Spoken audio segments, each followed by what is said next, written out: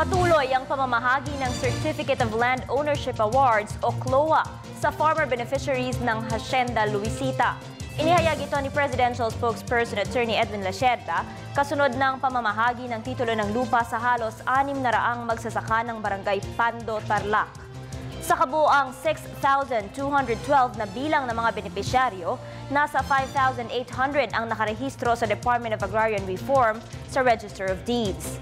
Sinabi ni Lasierda na inaasahang mas marami pang mga benepisyaryo ang maiparerehistro kapag nakakuha na sila ng lot allotment certificates, mapirmahan ang kanilang application to purchase at ang farmer's undertaking.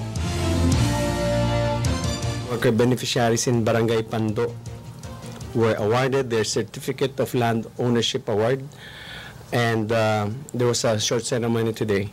There are around the CLOAs of some. The CLOA stands for Certificate of Land Ownership Award of some 5,800 of the 6,212 beneficiaries have already been with the Register of Deeds.